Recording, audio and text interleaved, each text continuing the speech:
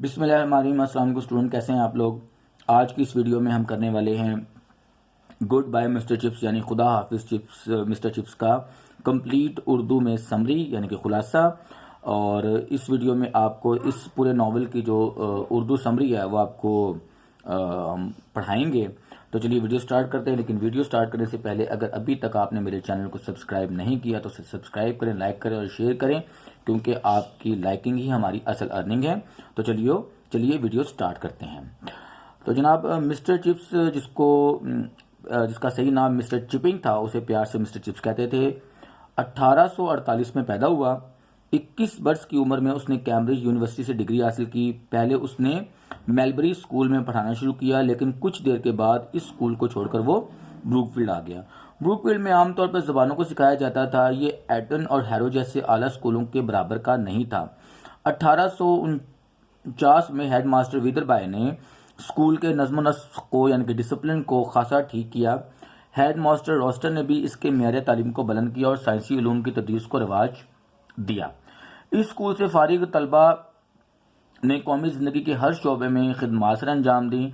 Mister chips एक औसत दर्जे का उस्ताद था, लेकिन वह अपना काम मेहनत और जाँफिशानी यानी कि बड़े अच्छे तरीके से करता था।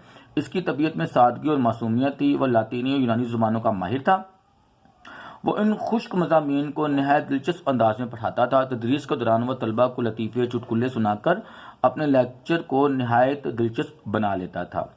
शाम के वक्त वो क्रिकेट खेलने के लिए मैदान में चला जाता था। वहाँ तलबा के साथ घुल मिल जाता, उन्हें चाय की दावत देता।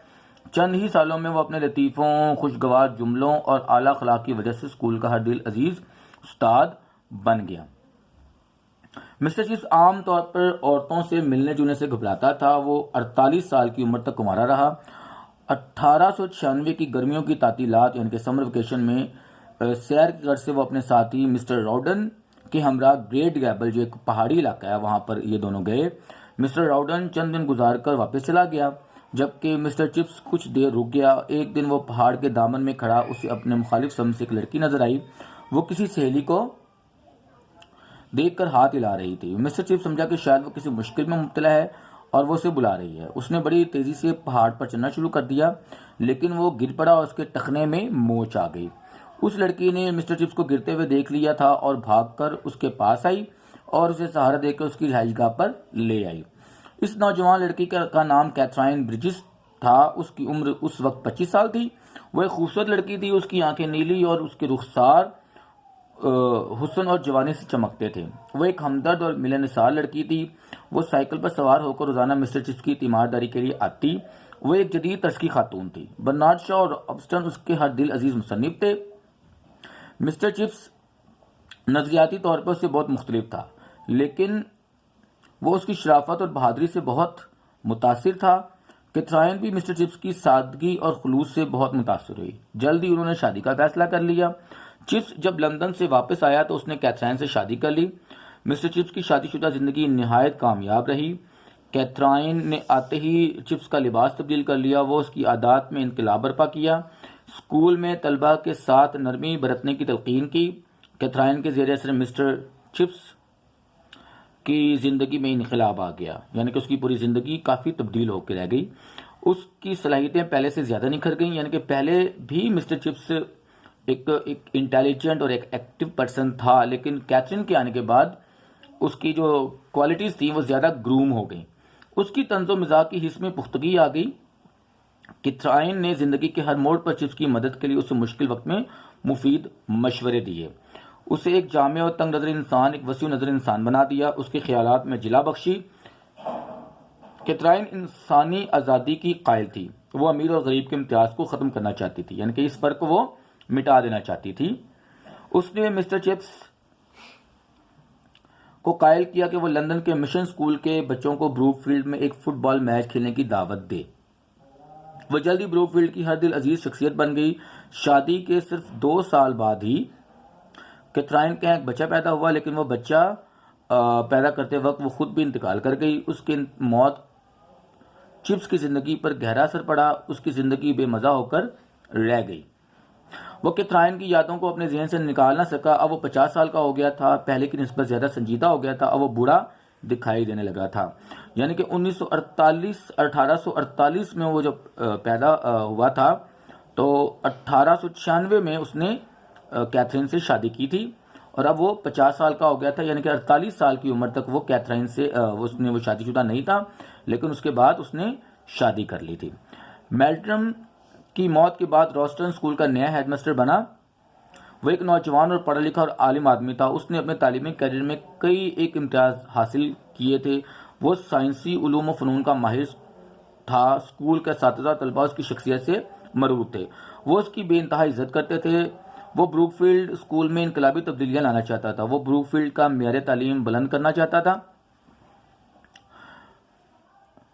उसे ईटन और हैरो जैसे बुलंद मुकाम पर ले जाना चाहता था। इस मकसद के लिए उसने स्कूल में कई एक इस्लाहात रिफॉर्म्स की, लेकिन मिस्टर चिप्स को वो इस्लाहात पसंद न थी। मिस्टर चिप्स पुरानी तर्ज का उस्ताद था, उसके तदरीसी तरीके भी पुराने थे। रोस्टन मिस्टर चिप्स के पुराने स्लूब तदरीस से मुतमईन न था। एक दिन मिस्टर रोस्टन ने चिप्स को अपने दफ्तर में बुलाया और उसे तजवीज़ पेश की कि वो रिटायर हो जाए, लेकिन मिस्टर चिप्स ने रिटायर होने से इनकार कर दिया। इस पर रोस्टन ने खुलकर चिप्स पर इल्ज़ामात लगाए और वाज़ेह तौर पर उस पर नुक्ताचीनी की। उसने उसकी ज़ाती आदात का मजाक उड़ाया, उसके पुराने चुके पर नुक्ताचीनी की और उस पर इल्ज़ाम लगाया कि वो बदले हुए हालात का साथ नहीं दे सकता। उसने चिप्स को बताया कि वह स्कूल को जदीद खतूत पर इस्तवार करना चाहता है। अब लातीनी ज़ुबानों की कोई अहमियत नहीं। इन इल्ज़ामात को सुनकर मिस्टर चिप्स गुस्से में आ गया और उसने हेडमास्टर को साफ अल्फाज में बता दिया कि वो रिटायर्ड नहीं होना चाहता। इत्तेफाक से एक लड़के ने यह तमाम गुफ्तगू सुन ली और उसने दूसरे लड़कों को भी बताया कि वो हेडमास्टर ने मिस्टर चिप्स की बेइज्जती की है। मिस्टर चिप्स लड़कों में बहुत हरदिल अजीज था। लड़कों ने अपने वालिदैन को इस बारे में खतूत लिखे और ब्रूकफील्ड में ये खदशा पैदा हो गया कि तलबा कहीं हड़ताल न कर दें। बोर्ड ऑफ गवर्नर के चेयरमैन ने स्कूल का दौरा किया और उसे मिस्टर चिप्स ने मिलकर उसकी खिदमात को सराहा और उसे हौसला दिया कि जब तक वो चाहे स्कूल की खिदमत कर सकता है, उसे रिटायर होने की ज़रूरत नहीं। रोस्टन को इस लड़ाई में हजीमत यानी कि शिकस्त उठानी पड़ी। 1911 में वो किसी और अच्छे स्कूल में चला गया। मिस्टर रोस्टन की जगह मिस्टर शेरीज को ब्रूकफील्ड का हेडमास्टर मुकर्रर किया गया। वो 34 साल का नौजवान था, लेकिन मिस्टर चिप्स का बड़ा एहतराम करता था। 1913 में मिस्टर चिप्स को ब्रोंकाइटिस की शिकायत हो गई। मौसम सरमा के मौसम में वो स्कूल ना आ सका। अब उसकी उम्र 65 बरस की हो चुकी थी। उसने रिटायर होने का फैसला कर लिया। रिटायरमेंट के मौके पर तलबा और असातिज़ा ने उसकी खिदमात को सराहा और खिदमात के इतराफ़ के तौर पर उसे कई एक तोहफ़े दिए। मिस्टर चिप्स ने उस मौके पर शानदार तकरीर की। रिटायरमेंट के बाद मिस्टर चिप्स ने मिसेस विकेट्स के पास पेइंग गेस्ट की हैसियत से इख्तियार कर ली और ये मिसेस विकेट्स भी स्कूल की एक एम्प्लॉयज़ रह चुकी थी। अब अपने आप को मसरूफ़ रखने के लिए वो शाम को खेल के मैदान में चला जाता और तालिब-इल्मों के साथ क्रिकेट खेलता। लड़कों को घर चाय की दावत देता और उनके साथ गप्पे हाँकता। पहले जंगी अज़ीम के मौके पर ज़्यादातर असातिज़ा तलबा जंग में हिस्सा लेने के लिए स्कूल छोड़ गए, तो हेडमास्टर शेरीज मिस्टर चिप्स के घर आया। उसने दरख्वास्त की कि वो दोबारा स्कूल में पढ़ाना शुरू कर दे। मिस्टर चिप्स ने हेडमास्टर की दरख्वास्त पर दोबारा पढ़ाना शुरू कर दिया। पढ़ाई के दौरान जर्मन तैयारे स्कूल के ऊपर से गुजरते, लेकिन मिस्टर चिप्स बगैर किसी खौफ महसूस किए अपना लेक्चर जारी रखता। 1917 के मौसम में मिस्टर शेरीज सख्त बीमार हो गया। मिस्टर चिप्स को स्कूल का एक्टिंग हेडमास्टर यानी कि कायम मकाम हेडमास्टर बना दिया गया। मिस्टर शेरीज वफात पा गया। उसकी वफात के बाद मिस्टर चिप्स को मुस्तकिल तौर पर हेडमास्टर बनाने की पेशकश की गई, लेकिन मिस्टर चिप्स ने पेशकश कबूल न की। मिस्टर चिप्स एक दफ़ा फिर बीमार हो गया। उसने उसी दिन दोबारा इस्तीफ़ा भेज दिया और वो खुद दोबारा मिसेस विकेट के यहाँ रिहाइश पजीर हो गया। रिटायर होने के बाद वो 15 साल जिंदा रहा। आम तौर पर उसकी सेहत बेहतर रही, अलबत्ता सर्दियों में उसे दमा, खांसी और बुखार की शिकायत हो जाती। उसका डॉक्टर हर माह एक बार उसे देखने आता। इन 15 सालों में वो स्कूल उसकी ज़िंदगी का हिस्सा बना रहा। वो गाहे बगाहे स्कूल जाता, लड़कों से मिलता और उन्हें चाय पर मदऊ करता। वो आम तौर पर अपना सारा दिन अपने कमरे में गुजारता, नए नावल पढ़ता, अंगीठी के पास बैठकर पुरानी यादों को इकट्ठा करता, अपनी बीवी के साथ गुजारे हुए लम्हात याद करता। एक दिन एक छोटा सा लड़का लेनफोर्ड उसे मिलने आया। उसने मिस्टर चिप्स को पूछा कि उसने उसे याद किया।